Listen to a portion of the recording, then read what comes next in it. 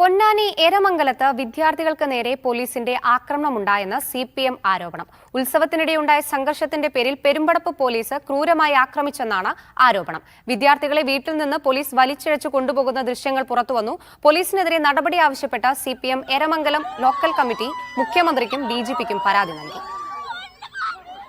വിവരങ്ങളുമായി മുഹമ്മദ് ഷംസീർ ചേരുന്നു. ഷംസീർ, എന്നാണ് ഈ സംഭവം ഉണ്ടാകുന്നത്? നിലവിൽ പരാതി നൽകിയെന്നറിയുന്നു. എന്തെങ്കിലും നടപടി സ്വീകരിച്ചിട്ടുണ്ടോ? രാത്രിയാണ് ഈ സംഭവം ഉണ്ടാകുന്നത്. എരമംഗലം ഞരണിപ്പുഴ റോഡിലുള്ള പുഴക്കര ഭഗവതി ക്ഷേത്രത്തിലെ ഉത്സവവുമായി ബന്ധപ്പെട്ട് ചില സംഘർഷങ്ങൾ അന്ന് അവിടെ ഉണ്ടായിരുന്നു.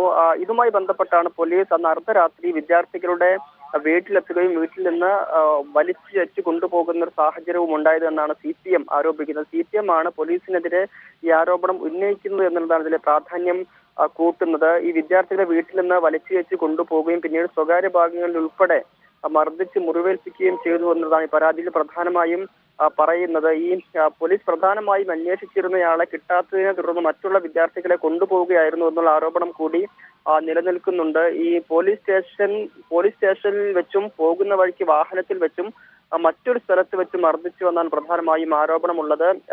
3 വിദ്യാർത്ഥികളെ തരത്തിൽ മർദ്ദിച്ചുവെന്ന ആരോപണമാണ് CPM ഉന്നയിക്കുന്നത്. CPM എരമംഗലം ലോക്കൽ കമ്മിറ്റിയാണ് ഈ ആരോപണവുമായി ഇപ്പോൾ രംഗത്തെത്തിയിരിക്കുന്നത്. ഈ പെരുമ്പടപ്പ് പോലീസ് സ്റ്റേഷനിലെ CPOമാരായ അരുൺകുമാർ, വിഷ്ണു നാരായണൻ, ജോജോ, വിഷ്ണു തമ്പാൻ, ഒപ്പം തന്നെ സാൻ സോമൻ, ഉമേഷ് തുടങ്ങിയ സിവിൽ പോലീസ് ഓഫീസർമാർക്കെതിരെയാണ് CPM തന്നെ തരത്തിൽ പരാതിയുമായി ഇപ്പോൾ രംഗത്തെത്തിയിരിക്കുന്നത്.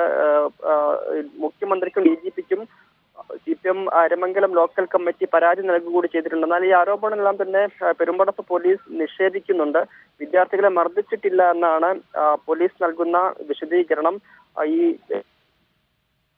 കിട്ടിയപ്പോൾ വിദ്യാർത്ഥികളെ വിട്ടയച്ചിട്ടുണ്ട് എന്നും പോലീസ് വിശദീകരിക്കുന്നുണ്ട്.